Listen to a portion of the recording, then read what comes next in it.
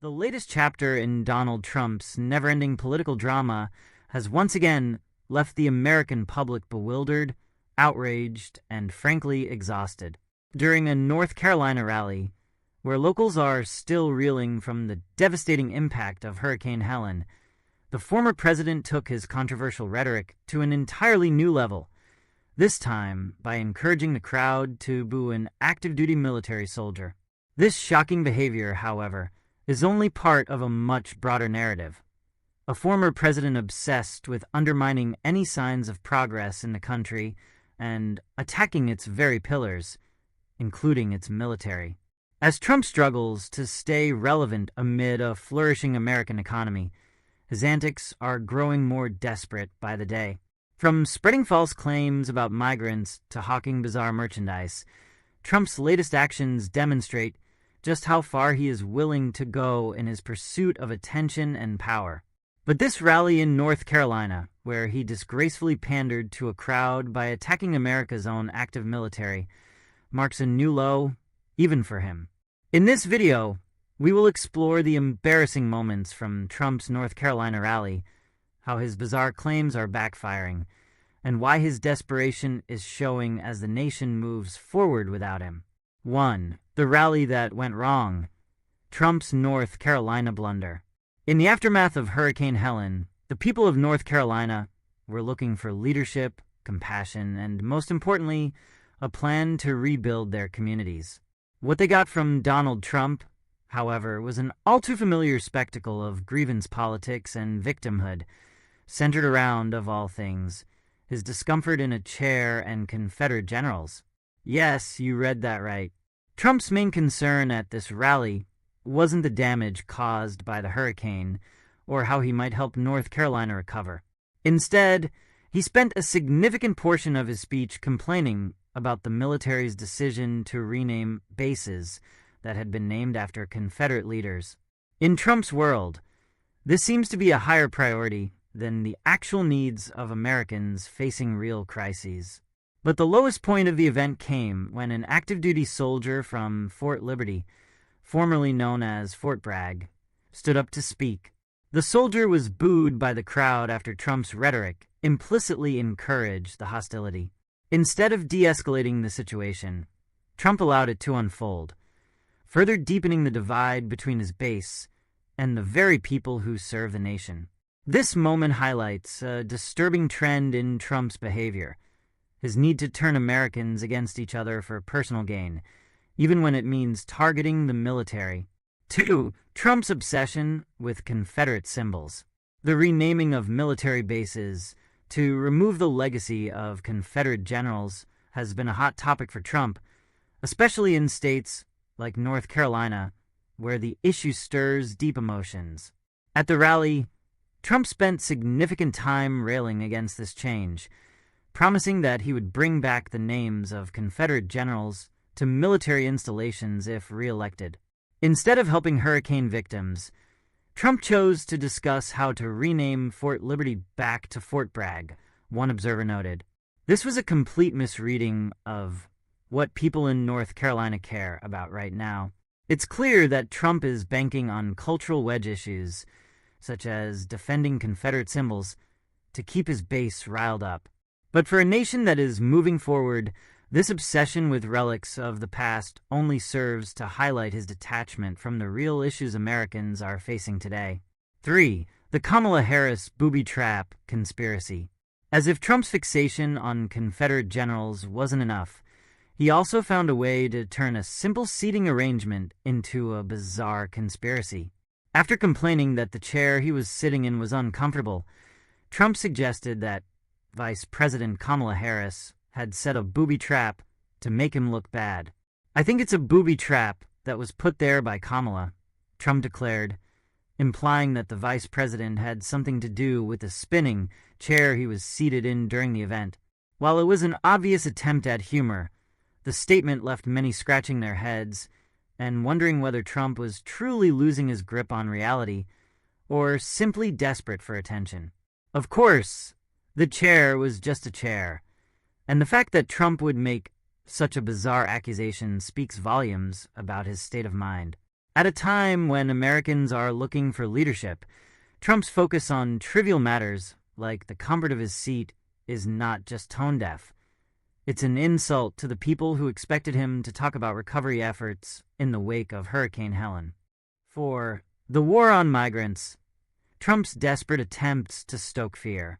Another theme Trump touched on during the North Carolina rally was his old standby, blaming immigrants for the country's problems. According to Trump, migrants have taken over our hospitals, our schools, and are responsible for various crises that simply do not exist in reality. Trump's rhetoric on migrants has always been extreme, but now it's becoming increasingly detached from any recognizable facts. His claims about migrants overwhelming public services were immediately debunked by fact-checkers, who noted that there is no evidence to support his statements. Even more outrageous was his baseless assertion that Haitian immigrants were responsible for an incident involving the killing of a goose in Springfield, Ohio. In fact, the culprit was a 65-year-old white man, not an immigrant as Trump's followers initially believed. These kinds of false narratives only serve to stoke fear and division, but they also expose Trump's desperation to remain relevant by relying on outdated, xenophobic tropes. 5. False endorsements. Jamie Dimon and the Taylor Swift saga. In an increasingly common tactic, Trump has resorted to fabricating endorsements from high-profile figures in an attempt to boost his credibility. At the North Carolina rally, Trump's team circulated false claims that Jamie Dimon, the CEO of J.P. Morgan Chase, had endorsed him. Dimon quickly denied the claim, calling it a complete lie. This wasn't the first time Trump tried to manufacture support from a celebrity. Earlier, he had used AI-generated images to suggest that pop star Taylor Swift had endorsed him, a move that prompted Swift to publicly denounce him and throw her support behind Vice President Kamala Harris instead. The fact that Trump needs to rely on such tactics only underscores his fading influence and inability to garner genuine support from prominent figures. 6. The merchandising circus, selling never surrender hats and statues. Perhaps the most bizarre aspect of Trump's post-presidency is the sheer volume of merchandise he continues to peddle to his supporters. At the North Carolina rally, Trump's team promoted a new Never Surrender MAGA hat, an orange cap that Trump claimed he would have worn if he had been imprisoned. The hat comes complete with a matching jumpsuit, and it's marketed as a symbol of the MAGA movement's resolve. But that's not all. Trump has also taken to selling a bronze statue commemorating an alleged assassination attempt against him, which he refers to as a testament to his resilience and God's protection. These outlandish products are part of a growing trend of Trump grifting, where he uses his political platform to sell everything from hats to Bibles to bizarre art pieces. 7. Grifting Bibles, a scandal in the making?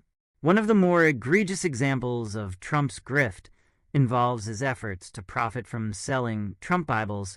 Recently, reports emerged that an Oklahoma superintendent, Ryan Walters, was attempting to mandate that public schools purchase 55,000 Bibles that meet very specific criteria. The only Bible that fits those criteria? Trump's own version, of course. Critics have rightly pointed out the ethical concerns surrounding this scheme, with many questioning the legality of forcing public schools to purchase religious texts, let alone ones with Trump's branding on them. The fact that Trump is willing to exploit the Bible, a sacred text for millions of Americans, for financial gain is just another example of his unscrupulous business practices. 8. The contrast, Kamala Harris's optimistic message. While Trump continues to spiral into increasingly desperate and bizarre behavior, Vice President Kamala Harris is gaining momentum with a message of optimism and progress. During a recent event in Flint, Michigan, Harris took the opportunity to highlight the Biden administration's economic achievements, including the creation of over 250,000 jobs and the reduction of unemployment to 4.1%. But Harris didn't stop there. She acknowledged that while progress has been made, there is still more to do, especially when it comes to lowering the cost of everyday necessities like groceries and healthcare. Her message of hope, resilience, and continued effort stands in stark contrast to Trump's dark and divisive rhetoric. Even conservative outlets, like Fox News, were forced to admit that the jobs report Harris touted was indeed good news for the American people. And while Trump scrambles to maintain his relevance, Harris is gaining ground as a pragmatic, forward-thinking leader who is focused on the future rather than dwelling on the past. 9. Republicans flee Trump for Harris. It's not just Democrats who are rallying behind Harris. In recent months, a growing number of prominent Republicans have thrown their support behind her campaign. In a particularly symbolic move, a group of 100 former Republican national security officials, including those who served under Presidents Ronald Reagan, George H.W. Bush, and George W. Bush, publicly endorsed Harris, citing her character and leadership. These endorsements are a clear sign that the political winds are shifting, and that even those who once supported Trump are now looking for a leader who can unite the country and move it forward. Harris's ability to garner bipartisan support speaks to her strength as a candidate and her potential to lead the nation in a positive direction. Donald Trump's latest rally in North Carolina showcased a man who is increasingly out of touch with reality and the needs of the American people. From encouraging the crowd to boo an active military soldier to peddling false conspiracies and outrageous merchandise, Trump's behavior at the event was a new low, even by his standards. As Trump flails in his desperate bid for relevance, Vice President Kamala Harris continues to offer a stark contrast, a leader focused on building a better future for all Americans. While Trump clings to the past and stirs division, Harris is gaining support from across the political spectrum with a message of hope, progress, and unity. In the end, Trump's antics may still resonate with a small, fervent base, but for the rest of America, it's clear that the country is ready to move forward without him.